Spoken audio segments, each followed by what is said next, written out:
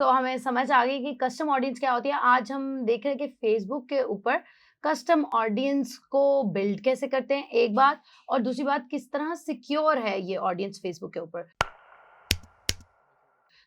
हम move on करते हैं। इससे पहले कि मैं बाकी बात बताऊं, आप इस वीडियो को लाइक करें, शेयर करें उन लोगों के साथ जो फेसबुक पे ऑडियंसेस को अंडरस्टैंड करना चाहते हैं, और चैनल को सब्सक्राइब करें, रिंग नोटिफिकेशन बटन दबाएं। ओके।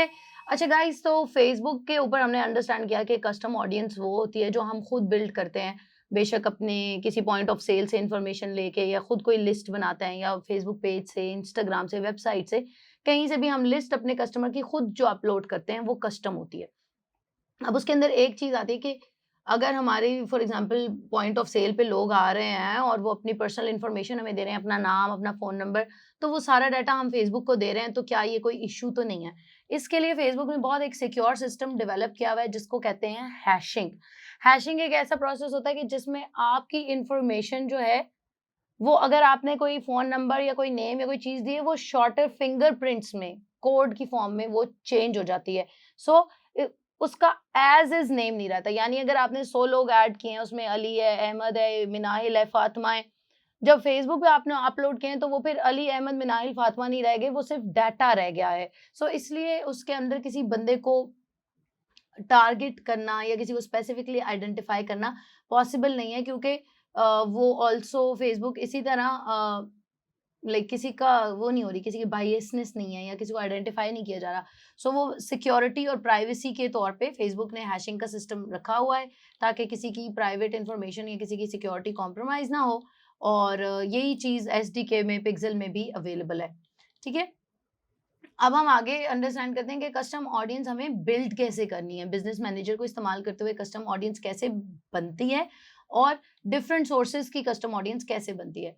सो 2 तरीके होते हैं कस्टम ऑडियंस को फेसबुक पे बनाने में, या आप बिज़नेस मैनेजर में जाते हो या आप एड्स मैनेजर में जाते हो। बिज़नेस मैनेजर में अगर जाओ तो ऑडियंसेस होता है एक टैब, ऑडियंस के टैब के ऊपर क्लिक करो तो सामने आपके ऊपर आपके सामने आ रहा होता है create audience, custom audience, look alike audience, और तीसरी जो भी ऑडियंस है। आपने ड्रॉप डाउन में से सिलेक्ट कर लेना है कि कस्टम ऑडियंस, ठीक है? और इसी तरह एड्स मैनेजर में अगर आप जाओ, तो एड सेट लेवल के अंदर जब आप एड सेट क्रिएट करते हो, कैंपेन तो आप पहले बनाते हो ना, जब एड सेट क्रिएट करते हो तो उसके अंदर आपके पास ऑप्शन होती है ऑडियंस की, उसके अंदर लिखा होता है क्रिएट न्यू ऑडियंस या यूज्ड एक्जिस्टिंग ऑडियंस। फिर जब आप कस्टम ऑडियंस क्रिएट करते हैं तो आपसे सोर्स पूछा जाता है कि ये आप कहाँ से क्रिएट करना चाह रहे हो, वेबसाइट से, ऐप से, कस्टमर लिस्ट से, ऑफलाइन से। फिर ये ऑप्शंस हैं जो आपके अपने डिवाइसेज़ हैं, अपने सोर्सेज़ हैं। Website, customer list, offline activity and app. ये 4 ऑप्शंस हैं जहाँ से आप खुद अपलोड कर रहे हो। फिर फेसबुक के भी सोर्सेज़ हैं, यानी वीडियोज़ क की बेसिस पे, इंस्टाग्राम बिज़नेस प्रोफाइल की बेसिस पे, इवेंट्स की बेसिस पे, फेसबुक पेज की बेसिस पे, इंस्टेंट एक्सपीरियंस या लीड फॉर्म की बेसिस पे। ये उनकी बेसिस पे आप क्रिएट कर सकते हो। अच्छा, अगर आपने कस्टमर लिस्ट से बनानी है, तो आप क्या करोगे? सिंपली आप एक डॉट टीएक्सटी फाइल या सीएसवी फाइल में कस्टमर्स का नेम, फ़ोन नंबर, ये वाले सारे टैब्स और इन्फॉर्मेशन डालोगे, और जो है वो कस्टमर की वैल्यू आप इन्फॉर्मेशन अपलोड कर दोगे। मेलचिम्प से भी आप इम्पोर्ट कर सकते हो और वही एक्सेल एज़ इज़ अपलोड कर सकते हो। फेसबुक पिक्सेल को आपने अगर यूज़ करना है वेबसाइट से डाटा लेने के लिए, तो आप कर सकते हो।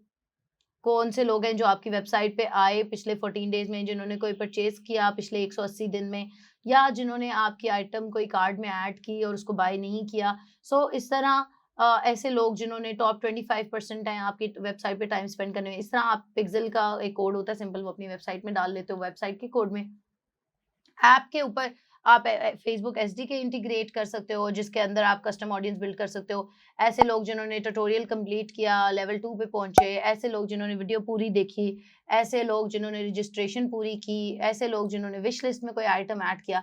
फिर offline activity, a, in person अगर आपके पास कोई लिस्ट है, आपकी कोई स्टोर है, वहाँ पे चीज़ें खरीदनी है, वहाँ लिस्टिंग होती है, वहाँ से अपलोड कर सकते हो। अगेन वीडियो के ऑप्शंस है कि किन लोगों ने आपकी फेसबुक या इंस्टाग्राम की वीडियोज़ देखी और कितनी देर तक देखी, कि उन लोगों को कितना देर वो देखते रहे, उन लोगों को टारगेट कर सकते हो। लीड फॉर्म, यानी आपने कोई फॉर्म अपना फेसबुक पे लगाया था या इंस्टाग्राम पे लगाया था फिल करने के लिए, किन-किन लोगों ने उसमें पार्ट लिया, उसको फिल किया, सबमिट किया, वो लोग। इंस्टेंट एक्सपीरियंस अभी हमारे पास नहीं है, लेकिन इंस्टेंट एक्सपीरियंस होता है फेसबुक के ऊपर। सो आप उसके साथ भी कर सकते हो। फेसबुक पेज पे किन लोगों ने इंटरैक्ट किया, फॉलो किया, एंगेज किया, उनकी बेसिस पे। इंस्टाग्राम और इवेंट्स की बेसिस पे। अच्छा, ये चीज़ बहुत इंपॉर्टेंट है यहाँ समझनी कि जब आपने कस्टम ऑडियंस बिल्ड करनी है तो जो सोर्सेज हैं वो आपके ऑब्जेक्टिव्स के साथ मिलते-जुलते भी होने चाहिए।